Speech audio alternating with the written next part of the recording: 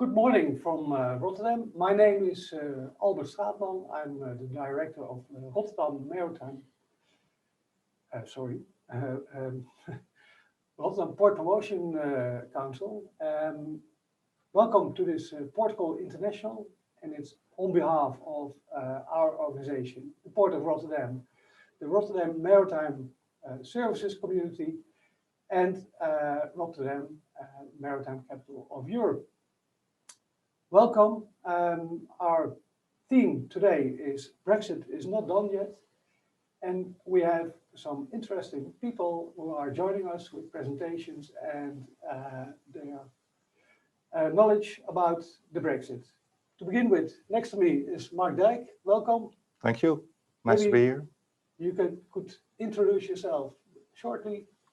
Well, thank you, Albert, for inviting me here. My name is Mark Dijk. I'm a manager external affairs of the Port of Rotterdam. But the last 3 years, I had a nice hobby, and it was the preparation for the Brexit. And well, now, after the first weeks, we are looking back and, of course, looking forward on the impact of the Brexit.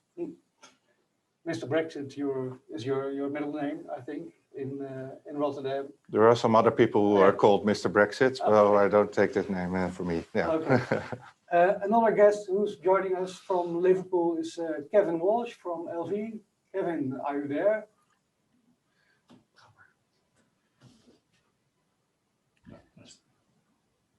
Hello, Kevin. Albert. Good morning. Hello, Mark. Good morning. Good morning, everybody. Yes, delighted to be here. My name is Kevin Walsh. I'm UK Sales Director for the company LV Shipping. As you say, I'm based in the Liverpool office here, one of 10 UK offices that we have as an Anglo-Dutch logistics provider with a global HQ in Vlaardingen, which is actually, I must say, celebrating 100 years of business this year. We were founded in 1921, and we're extremely proud of that fact. So I'm delighted to be here, and we'll try and shed some light on what was actually our fault, I suppose you could say. Thank you. Okay, thank you very much. We'll speak to you later. We also have Manuel Gimlet from Trimodal. Good morning, Good morning, Mark. Manuel. Good morning, Kevin. My name is Manuel Gimlet, working for Trimodal, operating as sales manager and operations manager. Trimodal is a freight forwarder specialized in rail transportation, and we are now standing here for Mr. Trimodal is now providing 25 years experience in the rail transportation, and also now a couple of years experience with transportation to England, and also for the Brexit now. Okay, thank you very much. Before I give the floor to Mark, we have some short remarks. This session will be recorded. Afterwards, it can be seen at our YouTube channel. If there are any questions, please address panelists and attendees so we can see them here and we can try to find an answer for your questions.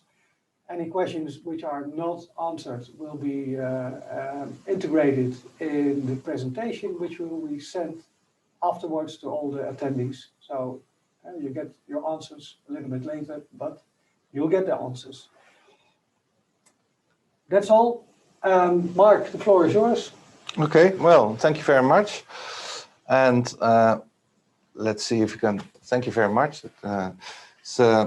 It used to be that Brexit and preparing for the 1st of January. So nowadays, my first presentation after the actual Brexit or the end of the transition period happened, and we can look back. And I also start with looking back, and then of course also looking forward, because I think what Albert said, that the Brexit is not done yet, is quite true, and there are still some challenges ahead.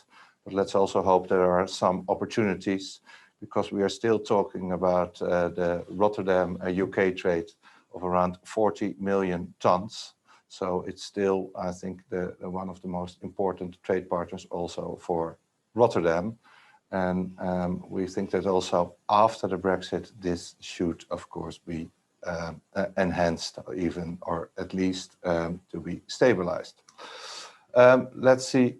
first what happens. Then, of course, the next slide is not on. Yeah, thank you. Yeah, first we have a look at the 24th of December. Then we had this trade deal.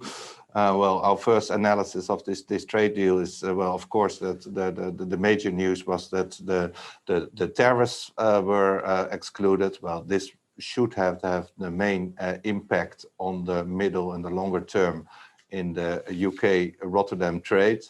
But due to the fact that the tariffs are excluded, the impact might be slightly less negative, because in general we thought that the Brexit, because of their common formalities, it would be a lose-lose situation and the trade would diminish. However, without tariffs, that can be having less impact. However, we also see that the tariffs, the exclusion of tariffs is not for any situation. If you're talking about rules of origin and all the more technical formalities that every company should comply with, this can have a higher impact. So this is still a thing that has to be inquired, and every company has to look in their rules of origin quite closely. Secondly, of course, the customs, the sanitary, the phytosanitary and veterinarian formalities and the security formalities.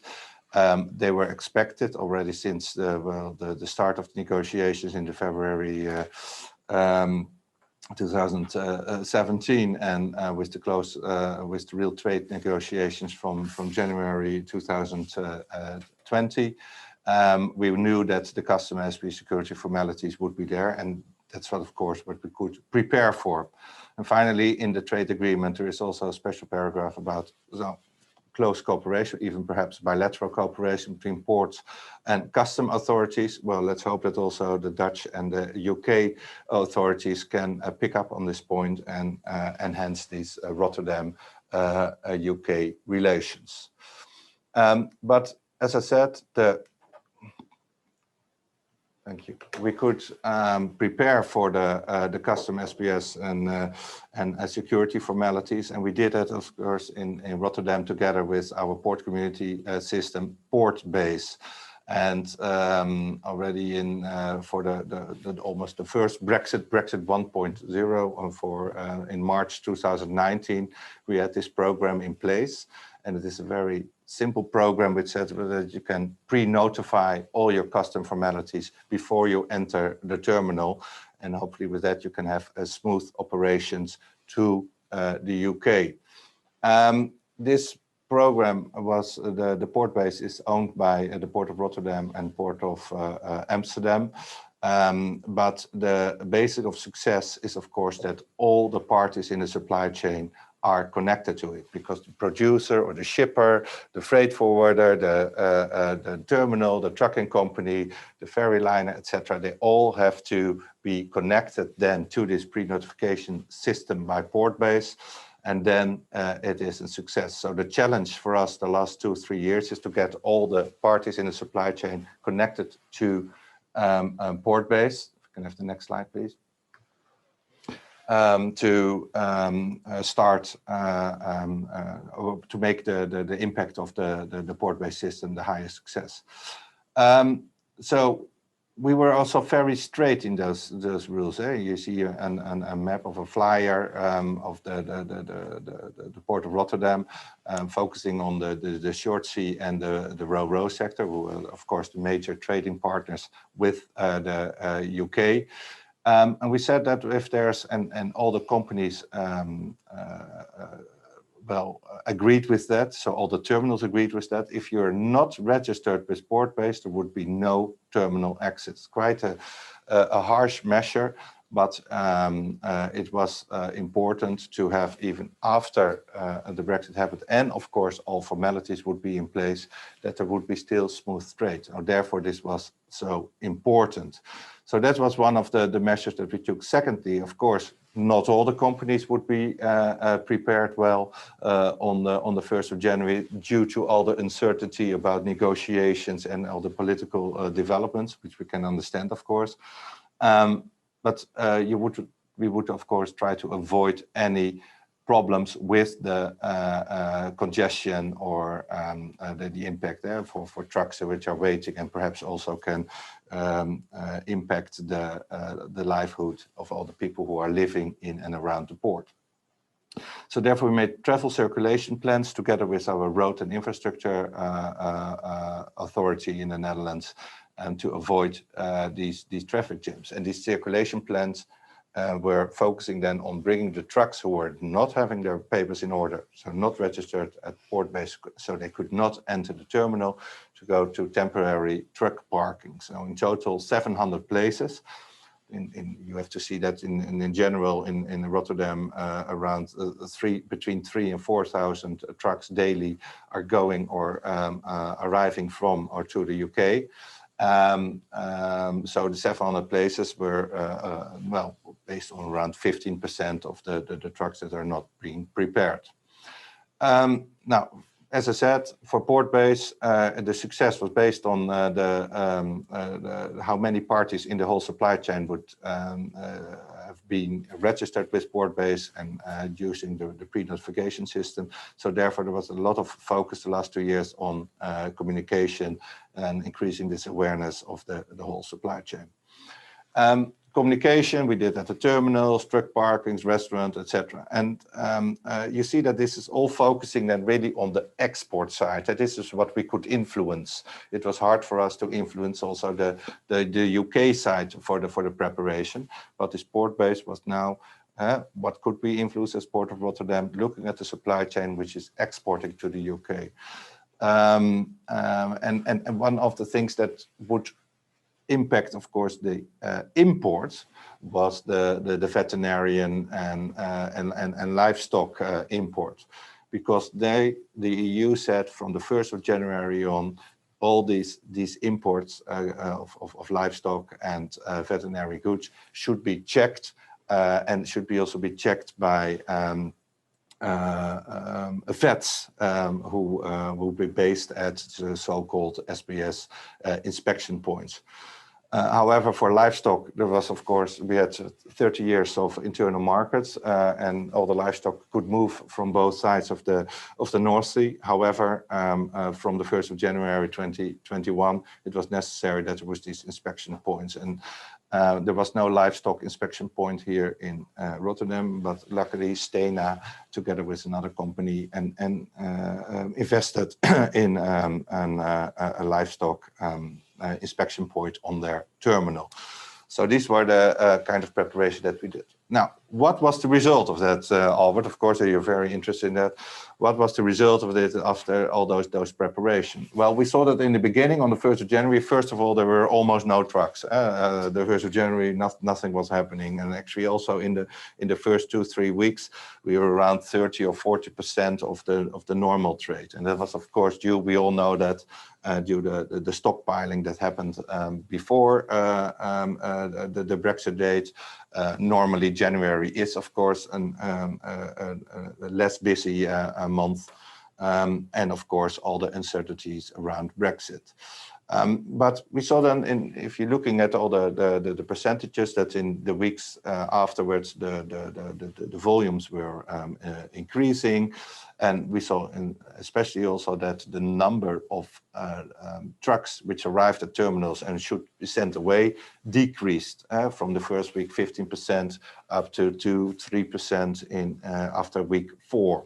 So there was a clear improvement.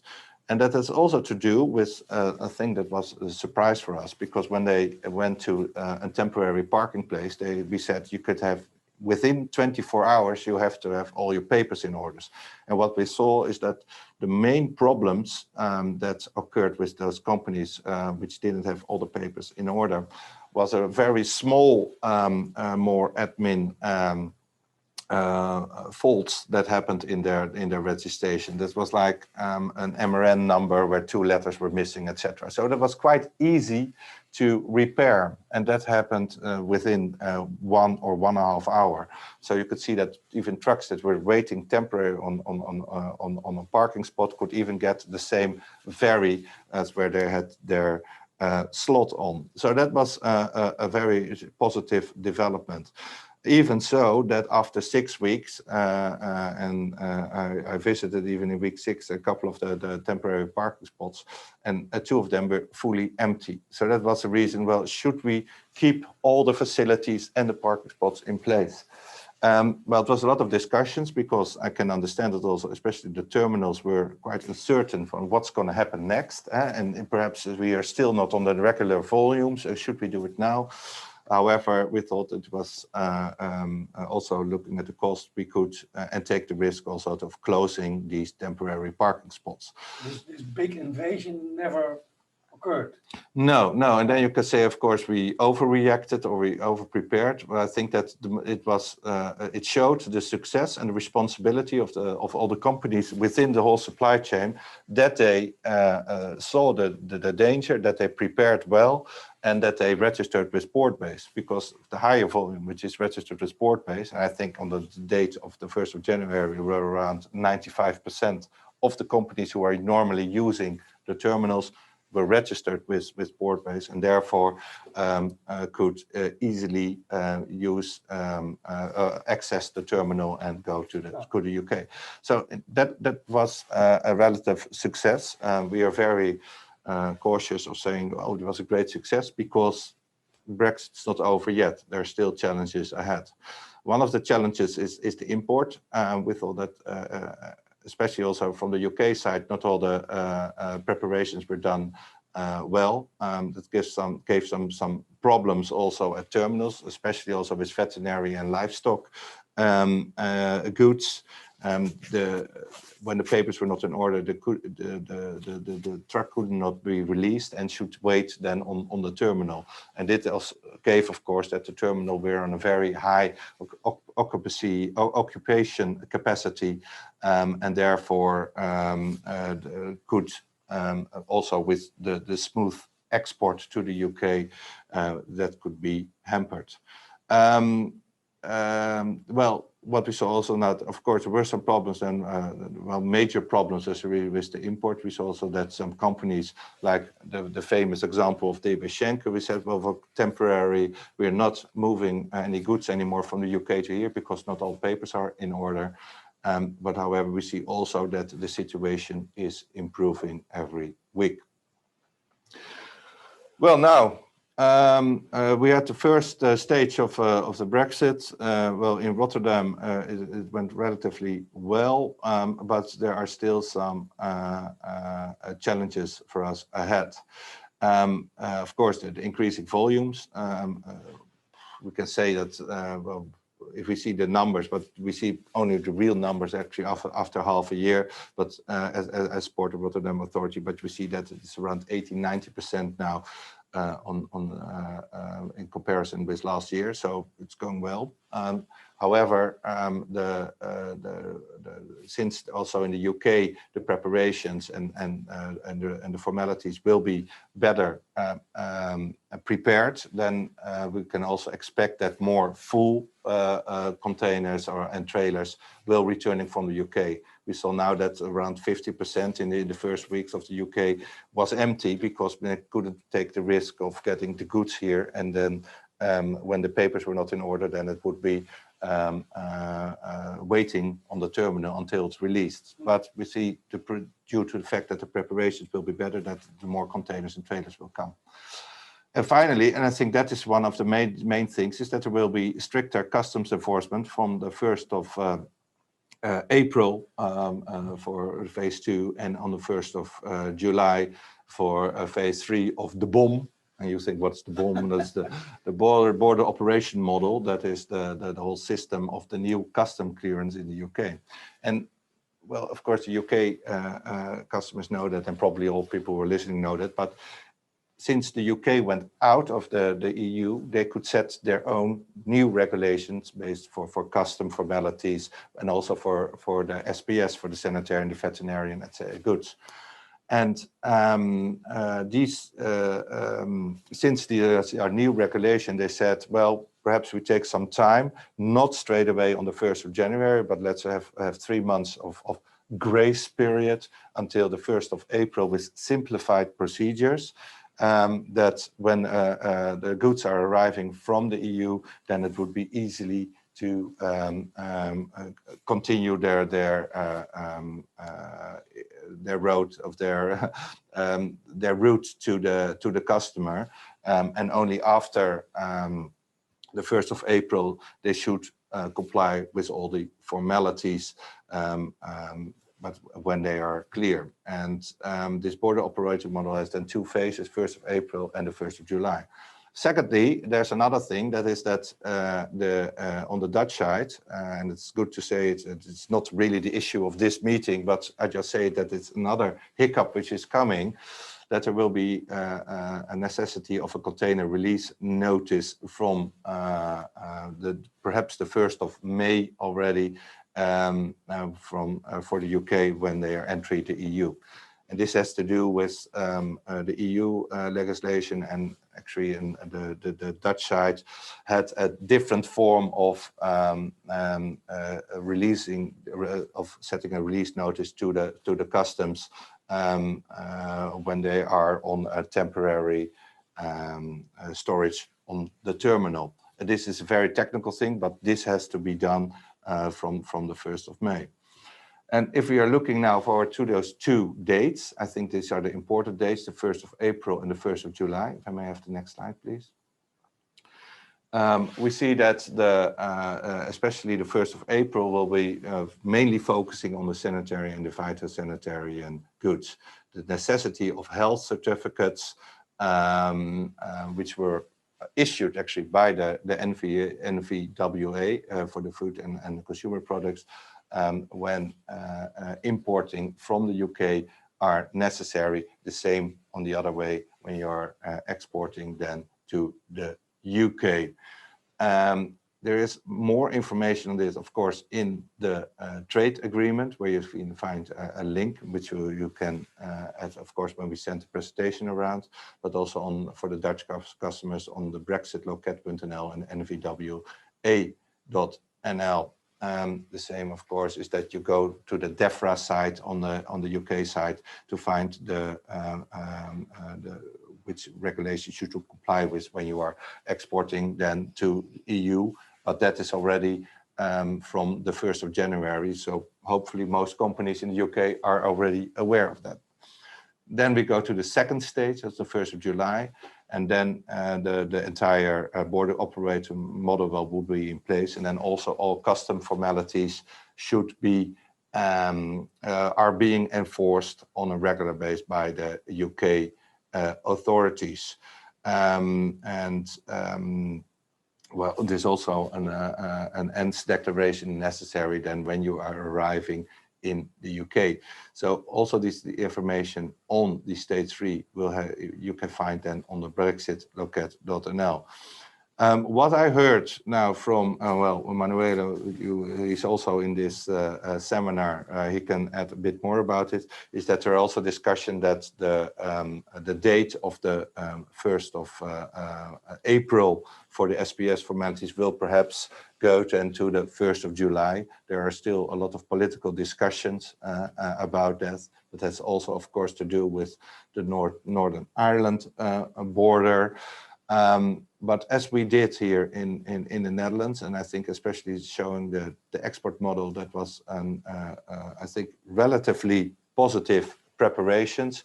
I think that the reason that we did this relatively well was that we said, forget politics and just look at the preparation based on the worst scenario. And the worst scenario now is that we know from the 1st of April on, you need to have all the SPS formalities in place when arriving in the UK. So then I say also to the EU customers and the Dutch customers who are of companies who are exporting them to the UK with these SPS goods, prepare for the 1st of April with the SPS formalities. Perhaps it will be extended, but it's a too high risk not to take. So therefore, you still have now 21 days to prepare for this new border operating model stage 2.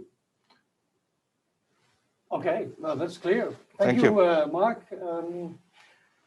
And I think the whole issue is how to how to do your preparation and how to cooperate with your with all the parties to make this to a success. To be aware of what's going to happen and to be aware of all the documents were necessary to have an efficient flow of your goods. Yeah, that's definitely. Look, from the 1st of January, then the EU was already doing the same enforcement and the regulation, etc. And of course, you saw on the English side that they were confronted suddenly with this really the whole new situation on one moment, and that gave, of course, some problems. But now it's a bit the way around. From the 1st of April and the 1st of July, we were confronted with new, more stricter models also in the UK.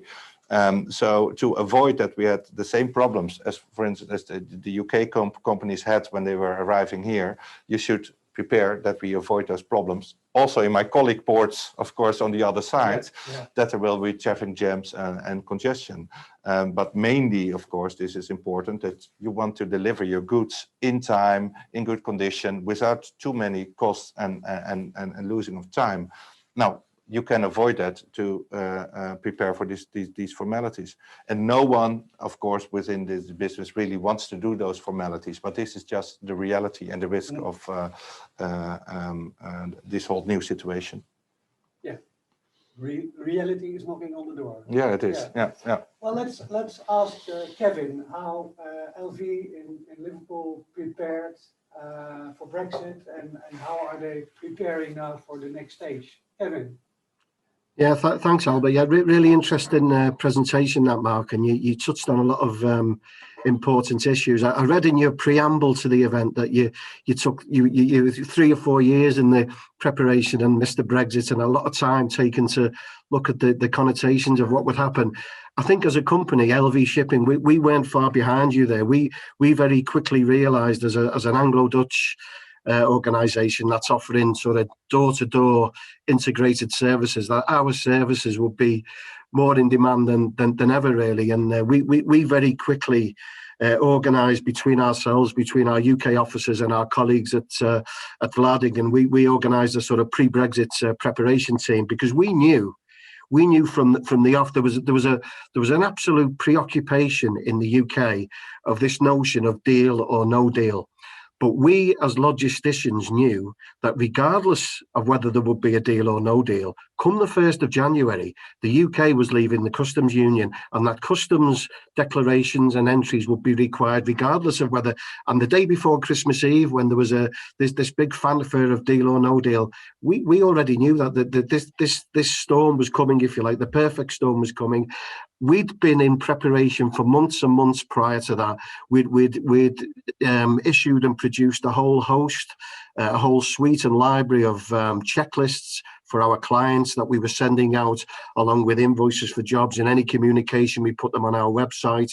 We did social media checklists in terms of what our export clients to the EU and what our import clients bringing freight in from the EU needed to do, because let's not forget, a lot of these companies trading within the EU, that was the extent of their international trade. Of course, we have other clients who are trading with China, with India, who are exporting to the States and South America, and those guys were quite well used and quite sort of rounded with the notion of export entries and EORI numbers and HS commodity codes and things like that. Duty deferments, but we had a whole host of clients to whom that was news, and we really had to educate those people as to what they needed to do, and we're still in that process now. Last Thursday, the 4th of March, I celebrated 30 years in the industry. I started on the 4th of March 1991, but I can promise you that the first 5 or 6 weeks of this year were amongst the most challenging that certainly I've encountered in logistics in freight forward, and I speak on behalf of a lot of my colleagues in the UK and my colleagues in the Netherlands also. But I agree with you, Mark, that as the weeks go by, we are finding solutions and people are becoming gradually wiser to what is needed to be done. And I think we can, in a way, congratulate ourselves that the message is finally sort of getting through. As regards the new deadline of the 1st of April, I don't think we can underplay the possibility that that will be extended. You've mentioned the grace period that's been agreed, been internally agreed between GB and Northern Ireland. When you consider that, I think 30% of what we eat over here we import from the EU. I don't think there's going to be any rush to implement further strict, particularly when you've got people.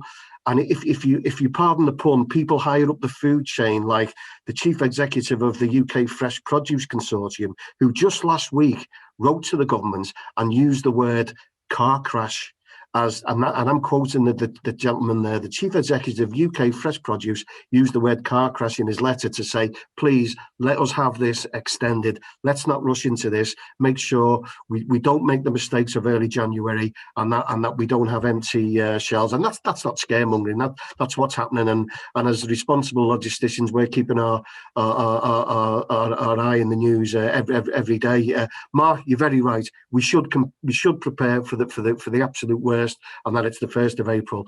But there is a possibility, I believe, that may be extended. Time will tell. But in the end, if you are prepared for the 1st of April and it's not going to happen, you're still prepared and you don't have to do the work afterwards. Absolutely. I'll just going to Manuel, please. Manuel, your company is a bit different from LV. LV has all the assets themselves. You are more the intermediate between the assets and the clients. How was it for your company, Brexit and this preparation now for the 1st of April? Yeah, actually, it was a struggle in the beginning. We started the first conversations with especially the English-based companies in October. We planned meetings every week to start from there and building up till the 1st of Jan for the Brexit. And actually, we find out that most of the companies that we're working for are not familiar with custom documents.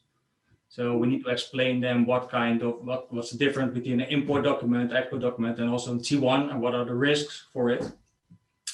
And we still continue the meetings every week.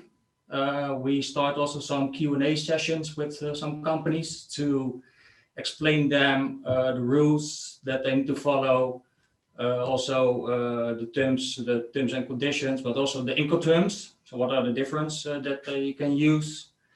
What are the risks if you create a T1 document? What you need to do to follow up and to custom clear them to avoid any fines from the customs. And that will help, but still we need to make some improvements to get it done. But yeah, we will see some improvements for it, and we hope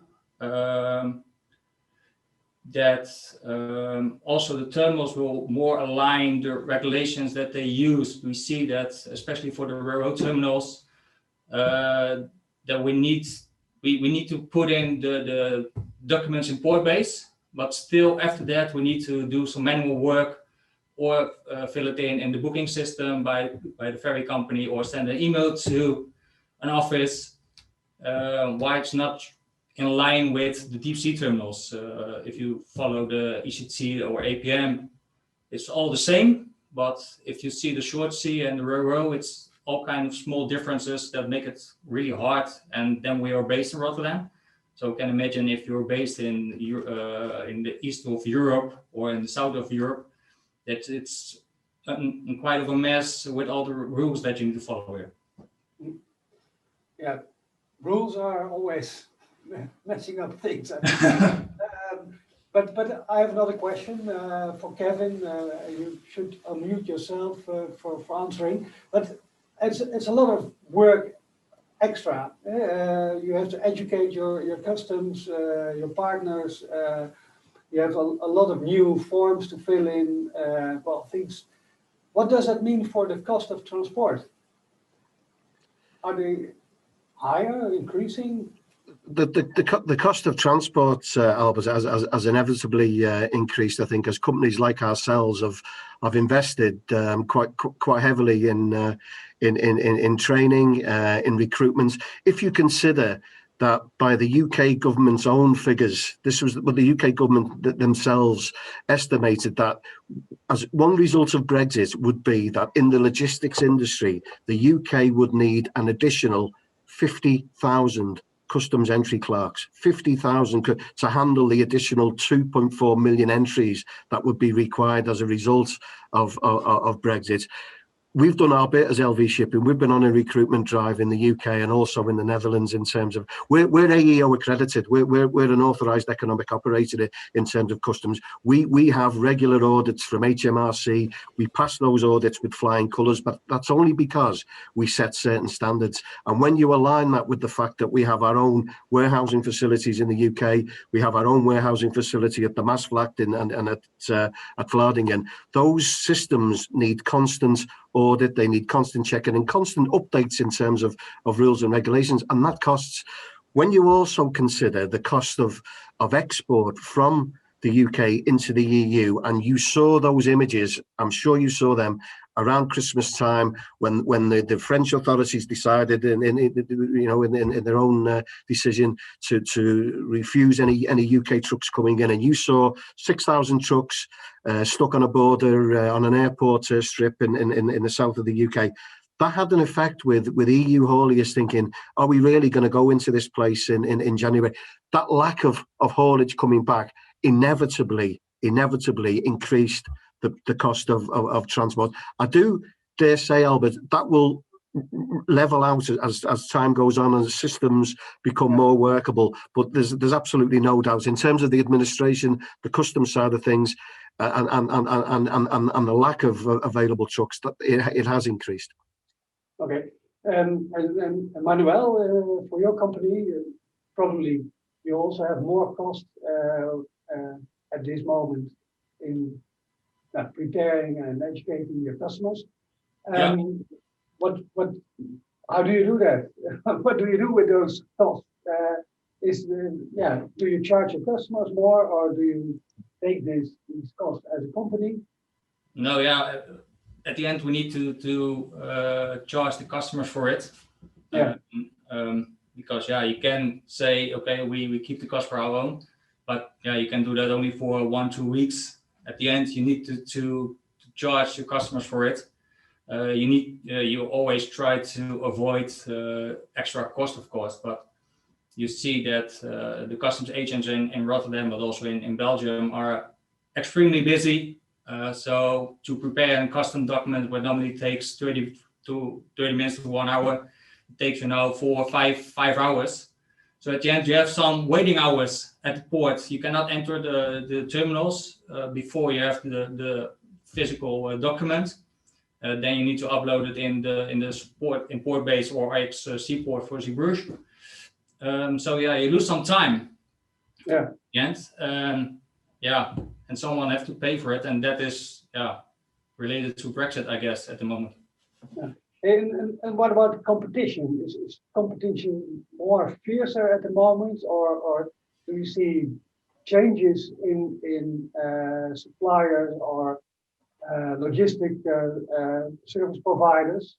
I think that especially competition is something that will be more for the future, the coming months. Because the last month you saw that everybody wants to be helped and everybody wants to cross the borders. So everybody who could help was really nice. But you will probably see over a couple of months that also the cost will something that they will make some decision on. I think that we now can say, we can handle it because based on the volumes, it's quite okay. But I expect that we see an increase on volumes that we import and export to the UK. And I'm quite nervous about it because if the volumes getting more up and up, and then I expect that we get some problems on the customs side. Okay. What's your opinion about that, Kevin? Yes, it's really interesting that Albert, because whilst we've been discussing obviously the challenges of Brexit up to date, that there's absolutely no doubt that as LV Shipping, we've really seen some real opportunities actually that have come as a result, because what we're finding is the clients are looking towards us as and I know it's a bit of a tweet saying, but they're looking towards us as a one-stop shop. The fact that we can organise collection from the UK, we can do the customs entry exports from the UK, we can store in the UK, ship over on our own vehicles and equipment over to Holland, store in Holland, do the import entry in Holland, all in the one roof. It does away with that disjointed administrative pathway of several companies, whereas obviously people who are just forward absolutely have their place in the markets. I absolutely get that, but we're finding customers, some of the bigger customers in particular, are looking at more of an integrated system of the way they're doing business. And when you then factor in, particularly for UK companies, Albert, when you factor in the possibility of the notion of fiscal representation, for example, and storage in the Netherlands, which we can offer, then that becomes a whole interesting new chapter in the story. You know, where customers are. I'm having a chat at the moment with a client who's thinking, why am I importing my containers from China to the UK? They're destined for Europe. I'm paying a double whammy potentially in tax. Why not import it directly into Rotterdam, store it at the mass flat with LV, and LV can do the distribution throughout Europe? Those are real conversations that are happening at the moment, you know, and that's a positive, possibly one of the few positives of Brexit at the moment. But I'm sure those conversations will grow, you know. Yeah, well, we see that also in the port market. There's an increase in demand from UK companies for warehouses and things like that. Well, we don't have really numbers that in the port itself, but you see it more in general that in the Netherlands that there is an increased interest from the NDL numbers for logistical companies who are looking or for fiscal representation or really for warehouses. And I think that's a logical development, and we of course are welcoming them. On the other side, I think that we should be looking at opportunities between in the trade itself. But to continue really on this question on what will happen then also in these new developments, then I'm very interested also what Kevin was saying about that there is they're looking for more an integrated services towards the customers. And does it also mean that there will be happening a thing that we had some signals of here in the Netherlands from the road haulage sector, that there's happening a sort of concentration towards less companies who are more dedicated than trading than with the UK, or perhaps even that only the larger companies who can add more added value services in their trade. That leads to a concentration of number of companies who are doing their trade with the UK. Are that developments what we should expect? First of all, Kevin, congratulations, of course, with the 100 years in Vlaardingen and your 30 years within the company. And with that experience, you probably can answer this question quite well. It's 30 years within the industry, 17 years within LV, but no problem at all. Yeah, I think that will be a natural move. You mentioned the Schenker situation earlier, Mark. It wasn't just Schenker, let's not forget. It was DPD. It was some major big players, you know, that decided at the drop of a hat, no, we're going to suspend service. Whereas you had the other more, I wouldn't say more historic, more the bread and butter got carried on, had to carry on, and we were one of those, and we are carrying on. We're growing our business, UK to Netherlands all the time, but not just the Netherlands, throughout the Benelux, Northern Germany, massive markets for us, and I'm sure it's the same for Manuel in his and the forwarding sector as we're finding it. There's some big opportunities opening up, you know, particularly, as I say, UK companies, SMEs as well as the bigger companies who are more reliant upon us. I mean, this last few weeks, I've only ever been involved in sales. I've never operated a file in my life, and it's been at the same time a salesman's absolute dream because of the opportunities, but a salesman's nightmare as well, because the amount of work that is being asked of us, and I'm sure Manuel will agree, we have to make a choice because of capacity. But I think we've got the balance right now, and we're growing as a company, we're investing as a company, so we're turning less and less work away, we're taking on more work, good work that we can manage, because behind all this Brexit information and all the Brexit and Rotterdam and the UK, we're actually quite a bigger company as well. We're in Houston, we're in Rio, we're in Baku, we're in Singapore. So we have all that experience of deep sea work, and that will really help us for phase 2, because when you talk about the veterinary, the SPS and the phytosanitary, we're doing seabed entries most weeks of the year for cargo coming in from shrimp paste from Malaysia, wherever it is coming in. We're quite well ensconced in all that sort of. So we know the traces system of old, the new IPAF system. We're quite well involved in all those, so we can help our clients, because it's a real learning curve for companies. It really is. But no, I agree with you, Mark. There's going to be good opportunities for fully integrated door-to-door services, and I think we'll be at the forefront of that. Yeah, I fully agree. We also get more and more requests to offer the door-to-door service, including the financial representation. What I already told you, we use more and more of, only 95% that we use is the road transportation. So we can avoid more or less the waiting times at the port, because when we enter a road terminal, it's close by the ports that we need to deliver, so we can already prepare the documents before we pick up the containers.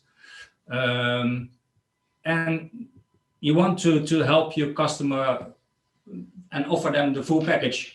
They don't want to do everything by themselves. They want to say, okay, I'll pick up my container over there and deliver it over there, and this is the price for it.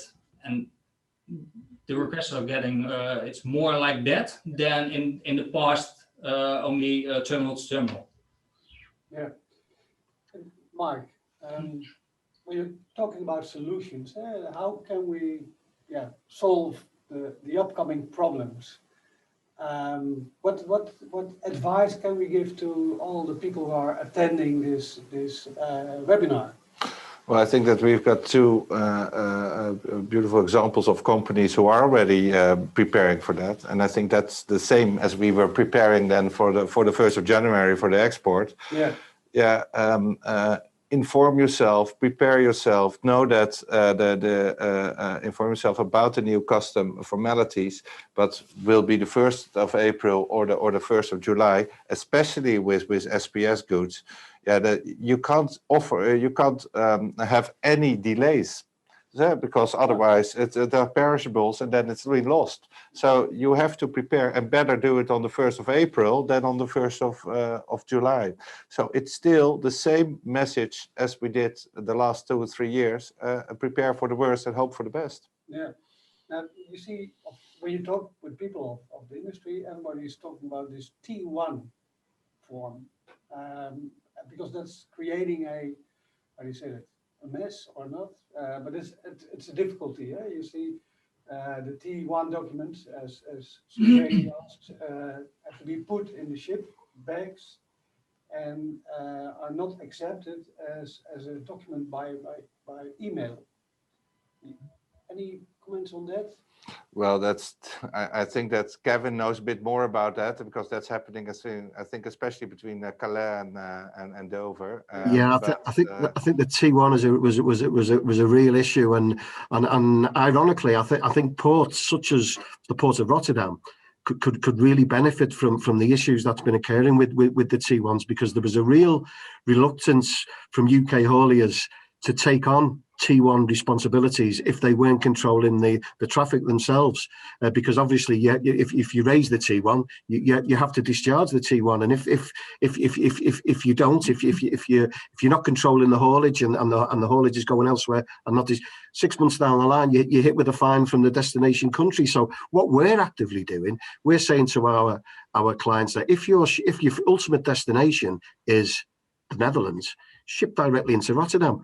Why? Okay, we know that I think it's like 60-65% of UK EU traffic transits the Straits of Dover, but not all the traffic remains in France. So the T1 is required to literally transit the EU borders. Why not ship direct into Rotterdam for Holland? Why not ship direct into Cuxhaven for Germany? And I hate to use the A word, but why not ship direct into Antwerp for Belgium? And that's the education process that we're undergoing currently with our clients, and they're buying into it, and at the same time, it can't always be the answer. And we're in the process, for example, of doubling our CCG, our comprehensive customs guarantee at the moment with HMRC, so that we'll have more ability to be able to control our T1s and offer that service, which we're doing more and more. But it was a real issue, and I've cited letters to the government that went in the first few weeks of January from hauliers that were responsible for T1s, asking for measures to be taken, relaxed measures, in the same way that the government's offered relaxed import VAT payments for the importers. Let's help the exporters out as well, because I think particularly UK exporters have been badly hit in the first few weeks of this year. Now, what we also see is that, and also we advise also some customers who are not really familiar with T1s to create the T1 to the port of Rotterdam or to the port in United Kingdom, and let's stop over there and create a new one from there, so that the one who pick it up from here is responsible for the customs clearance of the T1. I think that will really help also to avoid the fines that you get, but also the one who created T1 document in Rotterdam or Antwerp in this case are also more familiar with the custom formalities, and the chance that it will be customs clear are much bigger than if the UK customer are not really familiar with it, give the instruction to a transport company who will pick it up. And I see some CMRs that does not even mention the T1 document on the CMR. So yeah, how can you prove that the T1 really accompanied with the trucker to the final destination? Yeah, it's about cooperation, Manuel, isn't it? And communication. That's what it is. Yeah, that's the key. Yeah, but it's basically that's what we're talking about: communication and cooperation. And I think in that the Port of Rotterdam is actually a very good partner. And maybe we're more or less going to an end. Why transporting via Rotterdam? What's our USP? Why is Rotterdam the most interesting port to do that? Well, it is, of course, it's as we are comparing then ports to with each other. Then of course the port of Rotterdam is the best, and the integrated port with the best as infrastructure and port infrastructure in the world. That is of course our unique selling point. What we have with great connections also to the hinterland. But I think especially focusing now on Brexit, I think it's important to know that all the companies which are located here and also the custom officers all have got experience with third country procedures. We've got very good port community system. I would say also, of course, the best in the world with port base, but also the custom enforcement. They are used to millions of custom declaration from all the deep sea ships which are arriving in the port of Rotterdam. Also focusing on livestock and veterinary inspection points, we're already on the south bound of the port of the south bank of the port of Rotterdam. There were 7 inspection points for SPS goods. So all this experience with already third country trade is located in the port of Rotterdam. And if you're focusing then on other ports, they are mainly ferry ports who are using the trade with the UK, and therefore also their custom officers and also their formality authorities didn't have any experience with third countries. So especially focusing then on the Brexit trade for the longer term, I think this experience with third country trade is another asset of the Port of Rotterdam, which we can offer to all our customers. Do you agree, Kevin? Absolutely, Albert. Yeah, I think we bring that experience that we have outside of the EU. I mean, as I mentioned earlier, a lot of our clients they're involved in international trade further afield than the EU, so they're quite familiar with these notions, and it's less of an education process for us. But with some, I promise you, it's hard work. Some of the clients that have just been involved in UK to Holland, UK, Belgium, France, or coming the other way on the import side, they've no idea what an HS code, a VAT deferment, because it's never been necessary necessary. And it's those companies that we really must, I think, concentrate on and educate and bring up to speed, because otherwise it's our trucks that are being delayed.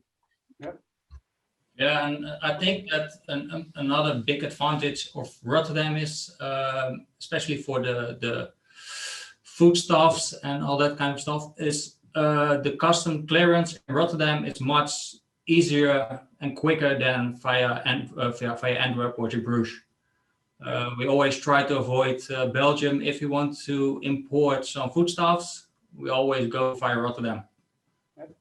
Do you know, Manuel, that Rotterdam is the biggest food port of Europe by distance? Did you know that? No, I didn't know that, but I can imagine if you see if you compare the custom procedures that you need to follow, I can imagine that a lot of companies choose for Rotterdam. So not surprised. Yeah, 65 of all avocados imported in Europe 65%. coming through Rotterdam. Yeah. So we have a very big green belt of. Yeah, we're eating avocados every day, every day again. Okay, I'm going to end. Kevin, any closing remarks from you? I've really enjoyed this morning, and I fully get the notion that we have to be prepared for the 1st of April. There's no doubt about that. There's still challenges ahead, but there's opportunities, guys, as well. Let's not forget those, and cooperate, communicate with each other, and we'll get through it. We'll get through it. Okay, thank you, Manuel. Your closing remarks? Any closing remarks? Yeah, I'm glad that the first 2 months are over now and that we see improvements. And I'm really looking forward to the next coming months, what kind of developments we will see. And I think it's also a big opportunity for Port of Rotterdam that we can, the Brexit. Yeah. Okay, thanks. Mark. Well, thank you again for hosting, and thank you also, Manuel and Kevin, for sharing your really also practical and operational experience with that, but also your vision on the future. I think that's also very positive for us to hear. And the challenge for the Port of Rotterdam is to facilitate these new integrated companies and have an open red carpet culture here to get all those new companies here and the new trade flows from the UK to Rotterdam. And that's our challenge and opportunity for the future. That's a nice closing word. I would like to thank you, Mark, for your contribution, and also Kevin and Manuel. Any questions the attendees have, they can address them to us at rppc@rppc.nl. Everybody will get the presentation and with some other information about the upcoming measurements, the bombshell, border operating model, and things. Sorry, and things like that. I would like to thank everybody for attending this webinar. This is one of many webinars we are organizing. Each month we do a webinar with an international view. Sometimes that's on Germany, sometimes on UK. The next one will be on Swiss and Austria. So keep your eyes on our website, and there we have our schedule with events, and you're absolutely welcome to attend any of those webinars. Thank you for your attention. Have a nice day, and well, hope to see you soon. Thank you very much.